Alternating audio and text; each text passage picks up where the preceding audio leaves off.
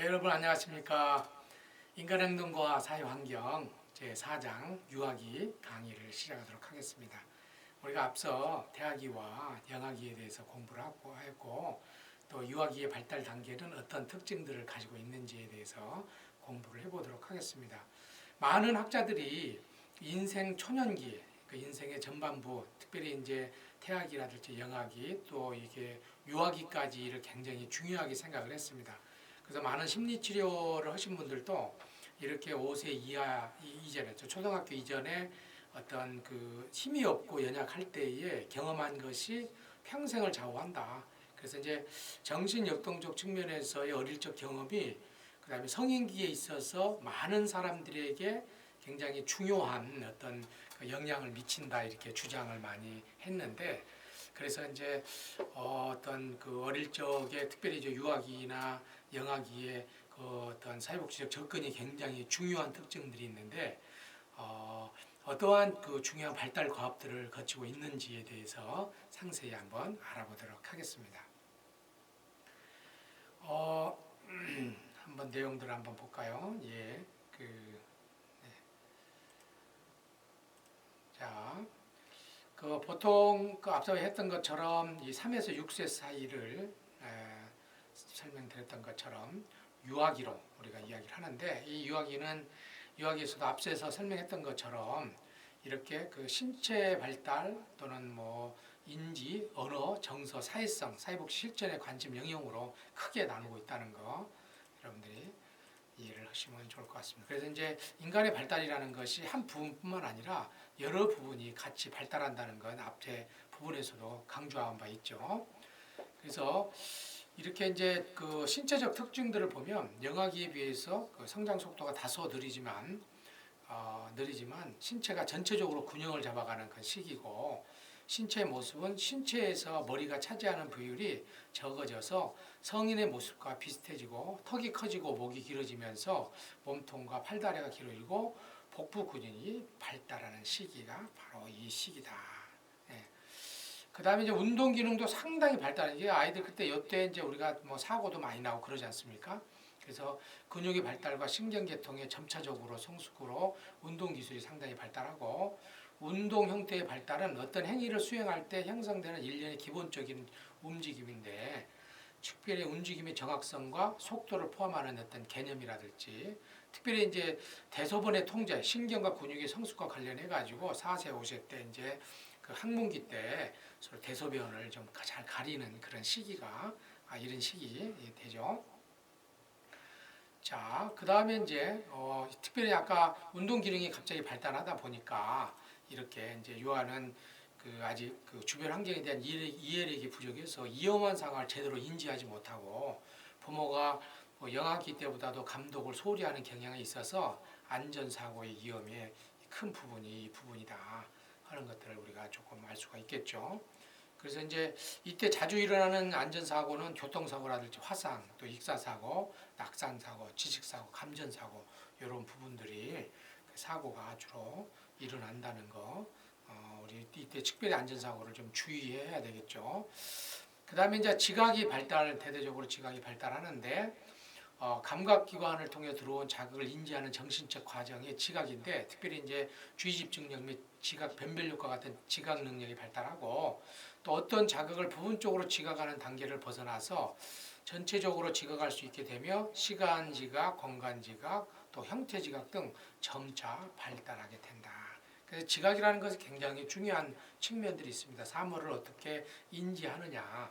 그래서 시간의 진행 흐름이라든지 아니면 내가 어떤 공간에 있는지 또 어떤 사물이 무엇인지를 이 지각의 발달이 굉장히 우리가 알아차림에 있어서 굉장히 중요한 특징이 있다는 거 우리가 지금 이때 이제 지각적인 발달들이 많이 이루어진다는 거.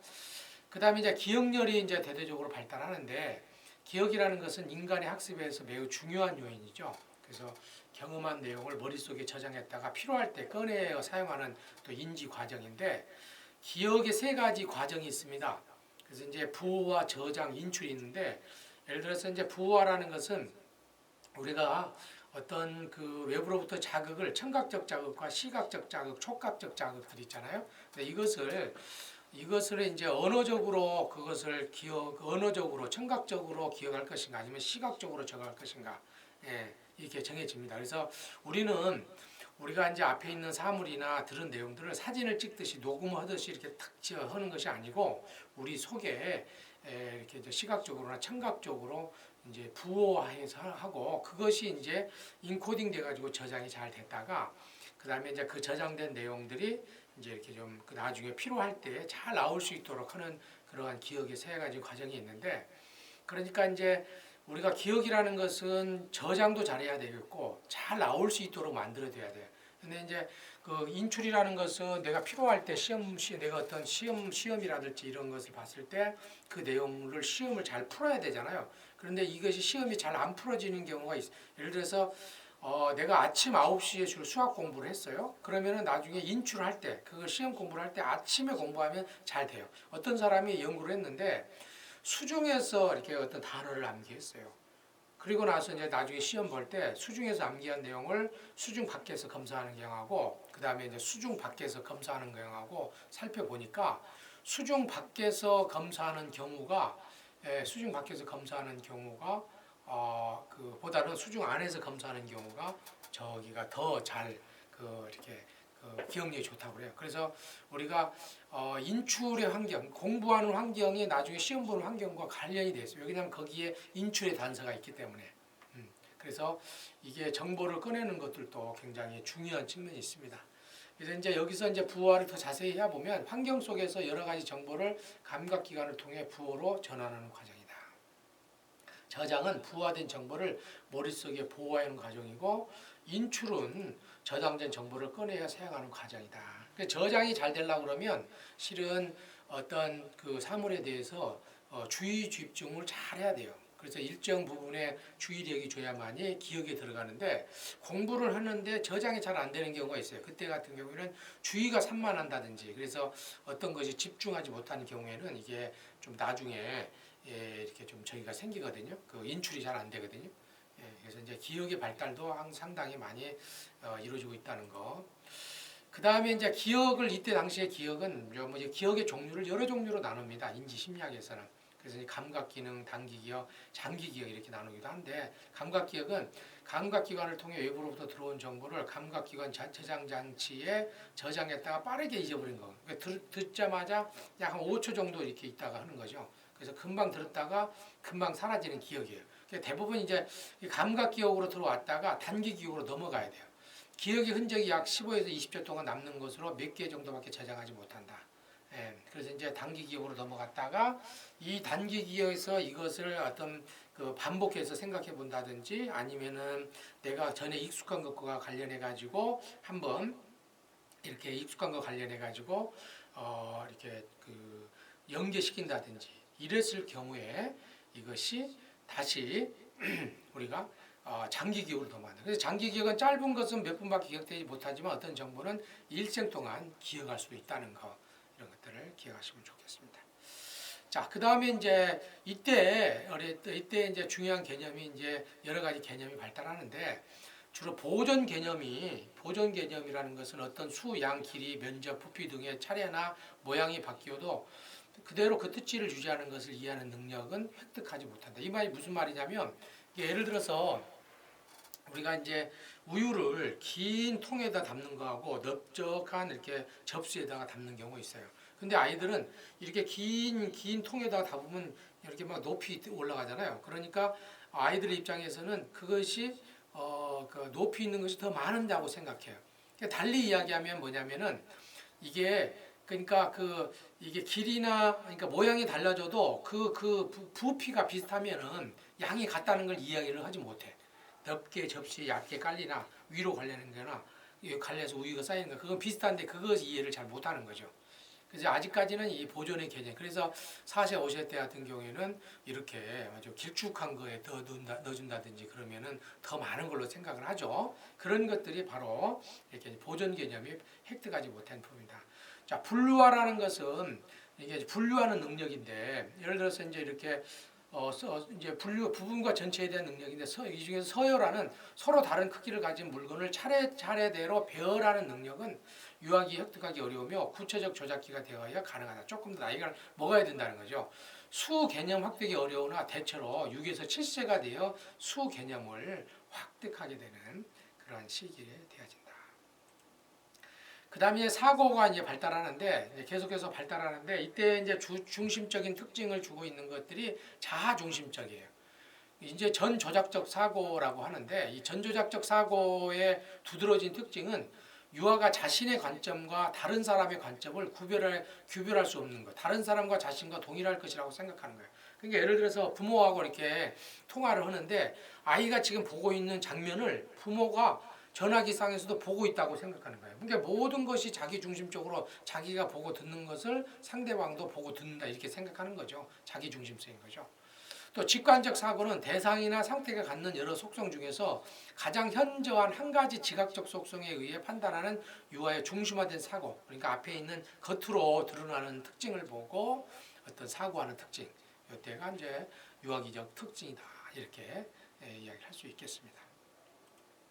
자, 그 다음에 이제 재밌는 것은 뭐냐면은 아이들이 무생물을 살아있다고 생각하는 거예요. 그래서 이제 예를 들어서 뭐 해 같은 경우를 사람 얼굴을 그려가지고 살아있는 것처럼 해, 달 이런 것들. 나무 같은 경우도 사람의 얼굴을 넣어가지고 뭔가 살아있는 것처럼 표현하는 거예요. 이게 물활룰적인 그 사고를 하고 그 다음에 이제 직접 보고 듣고 만지지 않아도 자신의 내적으로 형성하고 있는 표상을 여러 형태의 상징으로 표현할 수 있는 상상놀이나 그림, 상징적 기능을 형성된 시기다. 그 다음에 이때는 꿈을 꾸는 것이 실제인 것처럼 꿈의 실제론적 측면이 있어요. 꿈이 실제로 일어나는 것이라고 믿는 그런 현상인데 그 시기다. 그래서 이제 꿈이 실제한 것처럼 느껴지고 그래서 꿈속에 뭐 무서운 거 오면 진짜 인 것처럼 생각하는 경우이죠.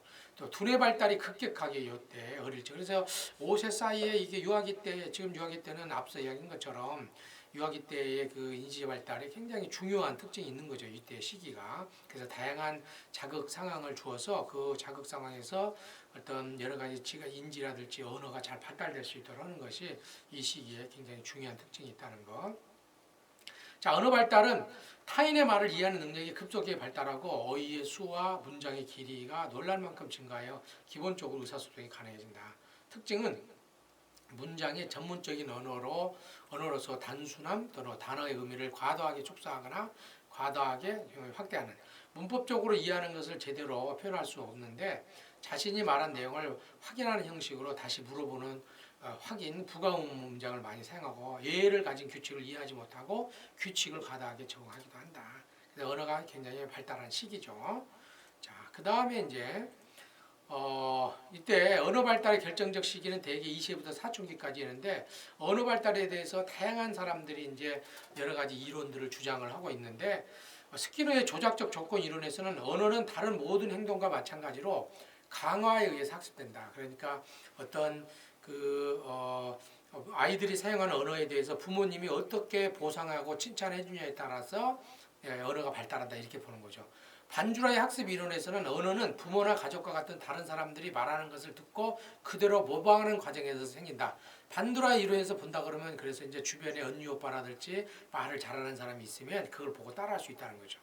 자, 촘스키 언어 발달 이론에서는 강화와 모방의 영향이 언어 발달의 중요함을 인정하면서 인간은 선천적으로 언어 습득 기제를 사용하여서 언어를 습득하니까 촘스키는 인간 속에 언어를 습득할 수 있는 아주 기본적 기제가 있다 이렇게 봐요. 그래서 언어 발달에 대해서 학자에 따라서도 좀 달리 표현되고 있다는 것들을 보시면 되겠습니다.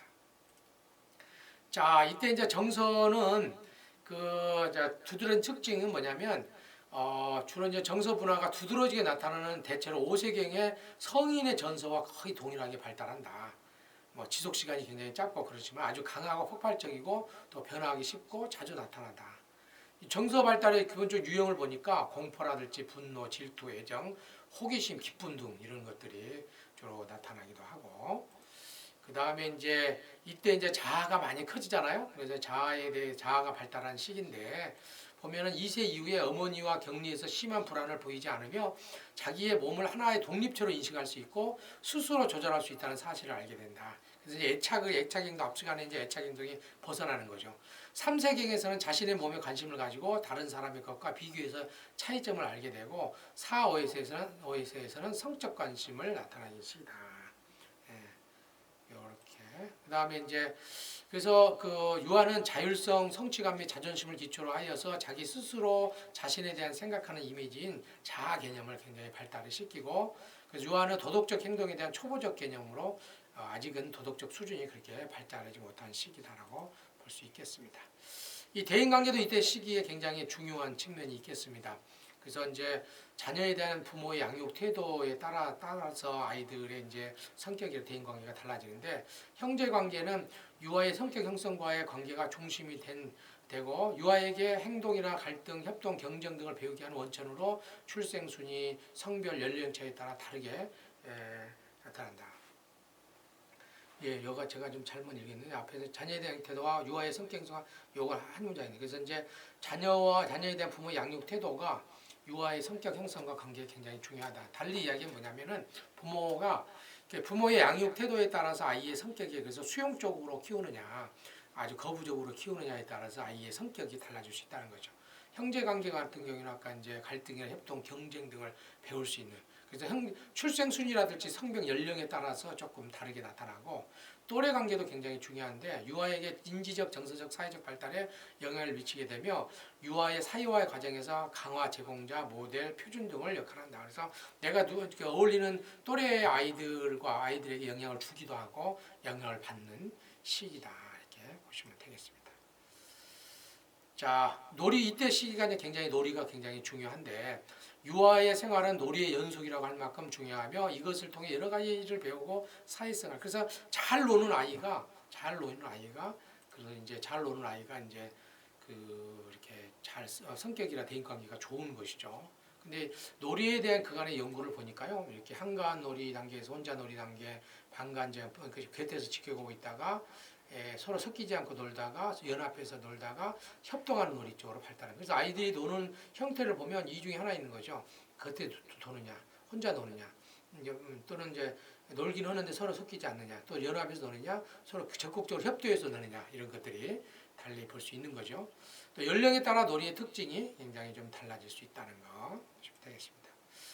그러니까 이제 사회에서 바라는 어떤 특징이라든지 사회에서 바라는 어떤 그 중요한 내용들을 우리가 공부를 하게 되는데 이때 사회화의 발달은 유아들이 자신이 속한 사회가 적절하다고 생각하는 신념이나 가치, 행동 등을 획득하는 과정이 이 시기인데 이때 이제 앞서 이야기했던 건 칭찬과 상의 사회의 발달이 굉장히 중요하다. 사회화의 중요한 기제로서 유아의 바람직한 행동을 강화하고 바람직하지 못한 행동을 소멸시키는 역할을 하고 이때 이제 동일시 굉장히 중요합니다. 자신이 좋아하는 타인의 감정, 태도, 가치, 행동 등을 자신의 것처럼 생각해서 무의식적으로 내면하는 것인데 유아는 부모를 동일시해서 스스로 자기 통제를 갖기도 한다. 또 잘 관찰해서 발달하기도 한데 다른 사람의 행동을 관찰하면서 사회에서 인정되는 태도, 행동, 양식, 가치 등을 배우고 내면화하는 시기가 바로 이 시기라는 거 여러분들이 숙지하시면 되겠습니다.